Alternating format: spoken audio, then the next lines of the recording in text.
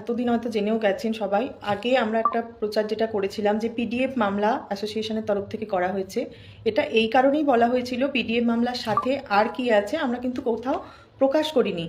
আমরা বলেছিলাম পিডিএফ মামলার সাথে এলিমিনেশন করার মতো বেশ কিছু পয়েন্ট ওখানে যুক্ত করা আছে। তো এখন এটা অনেকের কাছেই ক্লিয়ার যে পিডিএফ মামলার সাথে আমরা কি এলিমিনেশন বা কি আরও কি মামলা এর সাথে অ্যাপিল করা আছে। যেটা মেন হচ্ছে বিএড দেখিয়ে যারা টেট পাস করেছে তাদের সার্টিফিকেট ক্যান্সেল করা, এটা আমাদের হচ্ছে মূল মামলা সার বক্তব্য। তাহলে কেন এই মামলাটা আমাদের রেগুলার ডিএলএডদের ক্ষেত্রে, রেগুলার ডিএলএড হয়ে যারা আমরা টেট পাস করেছি, প্রাথমিকে যারা একান্ত মানে যাদের নিজেদের যোগ্যতায় যারা টেট পাস করেছি, সেখানে যারা বিএড বা এনআইওএস যাদের এসএলপি করা ছিল সাবজেক্ট টু আউটকাম দেখিয়ে, যে তারা সুপ্রিম কোর্টের পরবর্তীকালে যে রায় আসবে সেই রায় মানতে বাধ্য হবে। তো সুপ্রিম কোর্টের রায়, একাধিক রায় এসছে, ক্লারিফিকেশনের রায় চলে এসেছে, সমস্ত কিছু দিক থেকে বিএড কিন্তু নিশ্চিহ্ন হয়ে গেছে। বিএড কিন্তু অবৈধ এবং অযোগ্য বলে প্রমাণিত হয়ে গেছে সুপ্রিম কোর্টের রায় অনুযায়ী।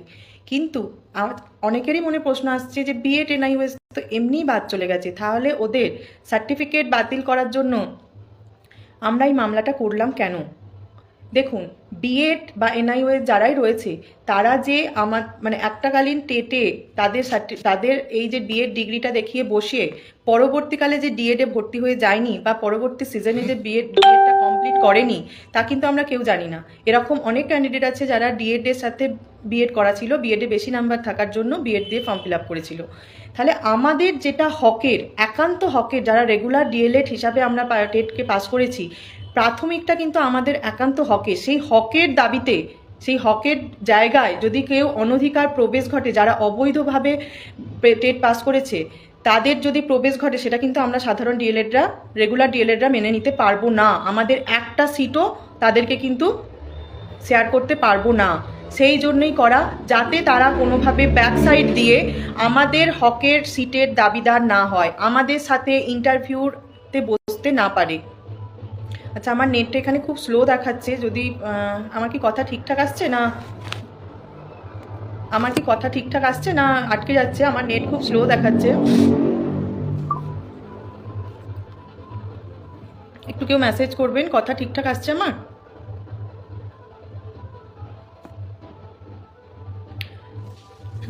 যেটা বলছিলাম, তো আমাদের কিন্তু সকল রেগুলার ডিএলএডদের বুঝতে হবে যে এই মামলার গুরুত্ব কতটা। যারা বিএড করে পরবর্তীকালে ডিএলএডে ভর্তি হয়েছে তারাও কিন্তু আমাদের ইন্টারভিউর সাথে সুযোগ নিতে পারে, যেহেতু গৌতম পাল বাবু বারবারই বলে এসেছেন যে টেট আলাদা প্রসিডিওর, রিক্রুটমেন্ট আলাদা প্রসিডিওর, রিক্রুটমেন্ট বোর্ড আলাদা। তাহলে ওদের যদি আপডেট করার সুযোগ দেয়, যেটা আগেও দিয়েছে পর্ষদ, আমরা কিন্তু এই বিষয়ে পর্ষদে গৌতম পাল বাবুকে যখন প্রশ্ন করেছিলাম যে কেন আপডেট দেওয়ার সুযোগ দেওয়া হবে, একটা তথ্য দিয়ে কেউ যখন মানে ফর্ম ফিল আপ করেছে বা টেট পরীক্ষা দিয়েছে, পরবর্তীকালে সে সেই তথ্য চেঞ্জ করবে, সেই আপডেট বা সেই সুযোগটা তাদের কেন দেওয়া হবে? এই বিষয়ে কিন্তু গৌতম পাল বাবু কোনো সদুত্তর দেননি, শুধুমাত্র দেখা যাবে ঠিক আছে দেখছি এরকমভাবে মানে কাটিয়ে দিয়েছেন। তো ওনার ওপর ভরসা করে কিন্তু আমরা হাতের ওপর হাত দিয়ে বসে থাকতে পারি না। সেই কারণের জন্যই আমাদের মেন এখন মুখ্য ফোকাস হচ্ছে বিপুল পরিমাণে বিএড ক্যান্ডিডেটরা রয়েছে যারা টেট পাস করার পরবর্তীকালে তারা কিন্তু ডিএলএড করে নিয়েছে, তারা যাতে আমাদের সাথে বসতে না পারে, আমাদের হকের সিটটা যাতে তাদের না হয়ে যায়, সেই জন্যই আমাদের প্রত্যেক রেগুলার ডিএলএডের এই লড়াইটা। আপনারা সকলে জানেন কোন অ্যাডভোকেট প্যানেলকে আমরা সিলেক্ট করেছি। এতদিন 17 দাদারা এবং যে অ্যাডভোকেট প্যানেল আমাদের রেগুলার ডিএলএডদের হয়ে একের পর এক একাধিক রায় এনে দিয়েছে, সেটা হাইকোর্ট বলুন, ডিভিশন বেঞ্চ বলুন এবং সুপ্রিম কোর্ট বলুন, সেই অ্যাডভোকেট প্যানেলকে আমরা সিলেক্ট করেছি যারা শুধুমাত্র ডিএলএডদের জন্য লড়ার জন্য এখন মানে সুপার মোস্ট সিনিয়রের জায়গায় রয়েছেন। তো এই জায়গাটাকে রাখতে গেলে আমাদের কিন্তু প্রচুর পরিমাণে ফান্ড দরকার। বারবার যখন হেয়ারিং হবে, সেই হেয়ারিংয়ে এই যে যৌথ প্যানেলকে আমরা সিলেক্ট করেছি, সেই প্যানেলকে রাখতে গেলে আমাদের কিন্তু ফান্ড দরকার।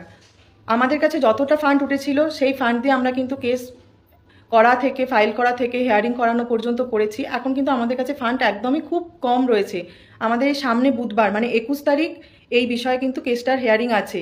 আপনারা সকলেই শুনেছেন বা দেখেওছেন, এখন গ্রুপে গ্রুপে ভাইরাল হয়ে গেছে, বিএডরা ফিরদৌস শামীম লয়ারের কাছে বা অ্যাডভোকেটের কাছে কিন্তু এই কেসটার জন্য যাতে ওরা একটা পার্টি হয়ে ঢুকতে পারে বা ওরা নিশ্চিহ্ন হয়ে গেছে, কিন্তু তার সত্ত্বেও ওরা শেষ মানে সমস্ত দিক থেকে শেষ হওয়ার পরেও ওরা কিন্তু শেষ হচ্ছে না, হতে চাইছে না, ওরা শেষ শক্তি দিয়েও লড়ছে। তাহলে সেই জায়গাটা আমরা রেগুলার ডিএলএডরা একত্রিতভাবে কেন ওদেরকে সমূলে উদ্ঘাট করতে পারবো না? আমাদের হকের মানে চাকরির যে সিটটা, সেই সিটটাতে কেন যারা অবৈধ তাদেরকে প্রবেশ করতে দেব? তাহলে আমাদের রেগুলার ডিএলএডদের কিন্তু এখন একত্রিত হতে হবে, যেভাবেই হোক আমাদের ফাইট দিতে হবে, যত দূর যেতে হয় আমরা যাব, আমরা প্রস্তুত। সেই বিএডদের এই যে অবৈধ কৌশলকে কখনোই সেটাকে মান্যতা দেওয়া যাবে না। তার জন্য আমাদের ওপর একটু ভরসা রাখুন, যে অ্যাডভোকেট প্যানেল ধরেছি আশা করা যায় আগামী দিনেও আমাদের জন্য ভালো রেজাল্ট এনে দেবে। গত দিনগুলোতেও কিন্তু তারাই আমাদের জন্য একটার পর একটা ভালো জাজমেন্ট এনে দিয়েছে। এখন দেখুন, বাস্তব কথা এটাই, 17 দাদারা অনেকটাই আমাদের জন্য মাঠ পরিষ্কার করে দিয়ে গেছে। সিটেটকে বাদ দিয়েছে, বিএডকে বাদ দিয়েছে, এনআইওএসকে বাদ দিয়েছে, বিপিএডকে বাদ দিয়েছে, সমস্ত কিছুকে কিন্তু বাদ দিয়ে গেছে। শুধু সেইগুলোকে যেটুকু মানে মূল আছে সেগুলোকে উপড়ে ফেলার দায়িত্ব কিন্তু আমাদের 22 রেগুলার ডিএলএড ক্যান্ডিডেটদের। তাই সকলকে বলছি, এখন এই যে ভুল একটা অপপ্রচার চলছে, যে যার জন্য আমাদের নোটিফিকেশন আটকে যেতে পারে এই কেসটা, কেসের অর্ডার কপিটা ভালো করে পড়ুন। সমস্ত জায়গা আমাদের কেস আপডেট গ্রুপেও দেওয়া আছে এবং প্রত্যেকেই তুলে নিতে পারবেন। কোনো জায়গায় এখানে নোটিফিকেশান দিতে পারবে না এই কথাটা উল্লেখ নেই, বরঞ্চ উল্লেখ আছে এখন বিএড এনআইওএসকে দিয়ে কিন্তু নোটিফিকেশান দেওয়া যাবে না। তাহলে এই জিনিসগুলো যে ভুল ভ্রান্তিগুলো ছড়ানো হচ্ছে, এর জন্য কিন্তু আমরা নিজেরা ক্ষতি করছি। যখন এর একটা রেজাল্ট পাবো, এই যে আপডেট কে করতে পারবে কে পারবে না, এই আশায় ভরসায় আমরা বসে না থেকে হঠাৎ করে দেখলেন বেরিয়ে গেল নোটিফিকেশান, হঠাৎ করে এর আগে যেটা করেছিলেন গৌতম পাল বাবু হয়তো আপডেটের সুযোগও দিয়ে দিলেন, তখন তো যারা বিএডের পরও যারা ডিএলএড করে রয়েছে বা পরবর্তীকালে বিএড দেখিয়ে টেট পাস করার পরে তারা ভর্তি হয়েছে ডিএলএডে, তারা তো দিব্যিরাম তাদের যদি সেশন কমপ্লিট হয়ে যায় তাহলে তো তারা আমাদের সাথে ইন্টারভিউতে বসবে। তাহলে সেই জায়গাটা কি করে আটকাবো? তার জন্য সমূলে তাদের ওগলাতে হবে। আর সমূলে ওগলাতে গেলে কি করতে হবে? তাদের টেট পাস সার্টিফিকেটটাই ক্যান্সেল করতে হবে। তারা ডিগ্রি করুক, তারা ডিএলএড করুক, তারপর তারা নতুন টেট দিক, তাতে পাস করুক, তাতে সেই যোগ্যতা প্রমাণ করে আবার সে ইন্টারভিউতে বসুক।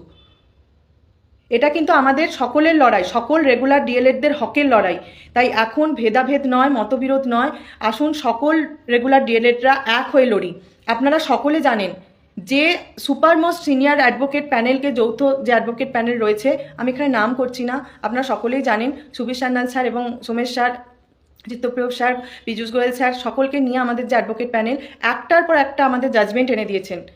তো এই অ্যাডভোকেট প্যানেলকে পরবর্তীকালে আমাদের ব্যবহার করতে গেলে, রাখতে গেলে আমাদের কিন্তু ফান্ডিং দরকার। আর আপনারা যদি নিজেদের মধ্যে নিজেদের এইভাবে বিভেদ সৃষ্টি করেন, তাহলে কিন্তু আমরা এক হয়ে আমাদের যে লড়াই, রেগুলার ডিএলএডদের যে হকের লড়াই, সেটা কিন্তু আমরা লড়তে ব্যর্থ হব। তাই সকলকে বলছি, নিজেরা একবার ভেবে দেখুন, পিডিএফ এর সাথে সাথে এই সার্টিফিকেট বাতিল করা মামলাটা কতটা গুরুত্বপূর্ণ আমাদের জন্য। যখন সার্টিফিকেটটাই বাতিল হয়ে যাবে, কোনো ফাঁক ফুকর কিচ্ছু থাকবে না, কোনো ব্যাক সাইড থাকবে না, কিভাবে ওদেরকে সাইজ করা যাবে? যারা বিএড ডিএড দুটোই করে রয়েছে বা পরবর্তীকালে আমাদের সাথে অংশগ্রহণ করার স্বপ্ন দেখছে, তাই বলছি প্রত্যেকে আসুন, যারা যারা ফান্ডিং করেননি ন্যূনতম 500 টাকা দিয়ে ফান্ডিং করুন, আমাদের কেস আপডেট গ্রুপে যুক্ত হন। সকল হিসেব, প্রত্যেক হিয়ারিংয়ের হিসেব, কত টাকা উঠছে পার ডেডে হিসেব, প্রত্যেক হিসেব স্বচ্ছতার সাথে নিন এবং এককভাবে আমরা লড়াই করি। এটা আমাদের রেগুলার ডিএলএডদের হকের লড়াই। আমাদের সিটে একটা কোনো অবৈধ প্রবেশ আমরা মেনে নেব না। তাতে যত দূর যেতে হয় যাব, তাতে সিঙ্গেল বেঞ্চ থেকে ডিভিশন বেঞ্চ থেকে যদি সুপ্রিম কোর্ট যেতে হয়, সমস্ত জায়গায় আমরা লড়াই দিতে প্রস্তুত। শুধু প্রয়োজন আমাদের এক হওয়া, আমাদের রেগুলার ডিএলএডদের এক হওয়া। তাই প্লিজ সকলকে বলছি, ফান্ডিং করুন। আমরা কিন্তু ফান্ডিংয়ের অভাবে যে অ্যাডভোকেট প্যানেলকে আমরা ব্যবহার করছি বা যে অ্যাডভোকেট প্যানেলকে ধরেছি, আর যদি আপনারা ফান্ডিং না করেন, সাহায্য না করেন, তাহলে কিন্তু সেই টাকা আমরা পেয়ার করতে পারবো না। এতে কিন্তু ক্ষতি সকলের হবে, সকল ক্যান্ডিডেটের হবে। আচ্ছা, আরও একটা কথা বলে দিই, অনেকে দেখছি অনেক সমাজে বলছেন, এটা আমাদেরও মত, যে এখন অবশ্যই এখন যারা বলছেন এখন প্রত্যেক আমাদেরও ইচ্ছা, আমরাও চাই এক হতে। কেন এক হব না? আমরা রেগুলার ডিএলএড টেট পাস 2022-এর টেট পাস ক্যান্ডিডেট, সমস্ত উদ্যোগ আমাদের একসাথেই নেওয়া দরকার। তাদের প্রত্যেককে বলছি, যারা যারা শুধুমাত্র হোয়াটসঅ্যাপ এবং ফেসবুকে মেসেজ করছেন, তারা নিজেরা উদ্যোগ নিন। প্রত্যেকে সাধারণ মেম্বার একটা মিটিং অ্যারেঞ্জ করুন, যেখানে প্রত্যেক সংগঠনের অ্যাডমিনরা বা অ্যাক্টিভ মেম্বাররা থাকবে। প্রত্যেক সাধারণ মেম্বারের সামনে তাদের কথোপকথন হবে। আপনারা দায়িত্ব নিন। শুধু এখন বলে অন্যের ঘাড়ে দায় চাপিয়ে দিলে হবে না, আপনাদেরও দায়িত্ব থাকে। আপনি বলছি অ্যাসোসিয়েশন থেকে শিল্পী হয়ে আমি বলছি যে আপনারা নিজেরা, এতদিন তো কোনো না কোনো সংগঠন মিটিং অ্যারেঞ্জ করেছে, সেই মিটিং অ্যারেঞ্জের দায়িত্বটা আমি আপনাদের দিলাম। যারা যারা সত্যিই চান যে একজোট হয়ে লড়াই করি, সেটা পথে হোক, সেটা আন্দোলন হোক, সেটা মানে আইনের পথে হোক, যে কোনো পথে হোক, একজোট হয়ে যারা লড়াই করতে চাইছেন তাদেরকে বলছি আপনারা নিজেরা উদ্যোগ নিন, নিজেরা একটা মিটিং অ্যারেঞ্জ করুন আমাদেরকে, এবং অন্য যে সংগঠন আরও যারা রয়েছে প্রত্যেককে বলুন এক হতে। আপনাদের যা দাবি, আমাদের যা দাবি, অন্য সংগঠনের যা দাবি, সকলের সামনে একটা কথোপকথন হবে, নিশ্চয়ই একটা এর সুরাহা পাওয়া যাবে। এরপর আর শুধুমাত্র এই গ্রুপে এসে শুধুমাত্র গ্রুপে বড় বড় ডায়লগ মেরে কিছু লাভ নেই, সকলকে অ্যাক্টিভ হতে হবে। শুধু দায়িত্ব আমাদের একার না, সকলে এগিয়ে আসুন। যারা সত্যি চাইছেন, আপনাদের ওপর আরও আগেও বলেছি, এখনও বলছি, আপনাদের ওপর ছেড়ে দিলাম। যারা যারা চাইছেন এক হতে, আরে আমাদের সংগঠনে 50 জন আছে অ্যাক্টিভ মেম্বার, অন্য সংগঠনে 60-70 জন আছে। এই 50 জন 60-70 জন নিয়ে কোনো লড়াই সম্ভব নয়, বাদ দিন এদেরকে। এরকম বহু ক্যান্ডিডেট আছে, হাজার হাজার, 30,000, 35,000 চলেছে, অ্যাপ্রক্স আমরা ডেটটা মানে সংখ্যাটা জানি না, যারা সাধারণ 2022 রেগুলার ডিএলএড ক্যান্ডিডেট। তারা মিটিং অ্যারেঞ্জ করুন, তাদের মিটিংয়ে আমাদেরকে ইনভাইট করুন, তাদের সামনে, সকলের সামনে নিজেদের বক্তব্য রাখুন, নিজেদের দাবি তুলে ধরুন, আমাদের দাবি শুনুন, অন্য যারা যারা রয়েছে তাদের দাবি শুনুন। এক করার দায়িত্ব আপনাদের সকলের। আমাদের এতে কোনো আপত্তি নেই, আমরা সব সময় সেখানে উপস্থিত থাকব। অবশ্যই যা কথা হবে সকলের সামনে কথা হবে। তাই বলছি যে দেখুন, আমাদের মেন এখন উদ্দেশ্য হচ্ছে এই কেসটাকে যেভাবেই হোক আমাদের কিন্তু সমূলে উকড়ে ফেলতে হবে। এই বিএডরা নানা ছলচাতুরি করছে, সেটা আপনারা জানেন, এর আগেও আমরা যেটা দেখেছি সেটা বাস্তব।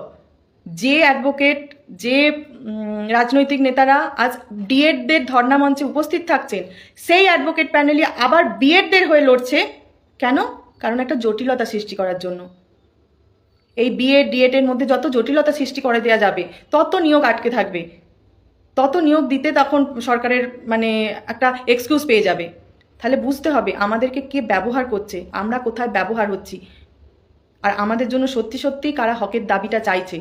আমরা এই কারণের জন্যই সবসময় চেয়েছি যে কোনো রাজনৈতিক রং নয়, আমরা 22 স্টেট পাসরা অরাজনৈতিকভাবে বেকারত্বের জ্বালা, এনাফ শক্তি, অনেক শক্তি আছে আমাদের, আমরা অনেক জনসংখ্যা আছি, প্রত্যেক 22 স্টেট পাস যদি একত্রিত হই, কাউকে দরকার নেই, কোনো রঙের দরকার নেই, কোনো শক্তির দরকার নেই, আমরা যথেষ্ট শক্তিবান আমাদের নিজেদের পথে নেমে নিজেদের দাবিটা আদায় করতে।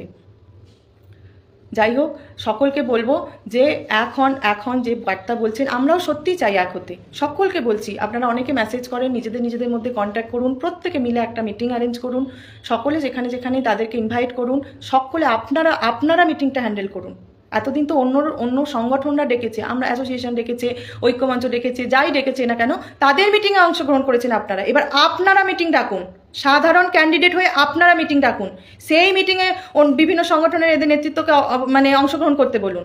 আপনাদের সকলের সামনে তাদের খোলাসা হোক, আমাদের বক্তব্য, তাদের বক্তব্য, ভুল ত্রুটি, আমাদের কিছু ভুল থাকলে আপনারা ধরিয়ে দেন। এভাবেই সম্ভব। শুধুমাত্র মেসেজ করলে, শুধুমাত্র ফেসবুকে, শুধুমাত্র হোয়াটসঅ্যাপে বিপ্লব দেখালে কিন্তু হবে না, সকলকে অ্যাক্টিভ ভূমিকা নিতে হবে। কারণ চাকরিটা সকলের দরকার, স্বার্থ সকল রেগুলার ডিএলএডদের জন্যই কিন্তু এত কিছু লড়াই, সেটা পথে আন্দোলন হোক, আইনি পদক্ষেপ হোক, সব কিছু। তাই সকলকে এগিয়ে আসতে হবে।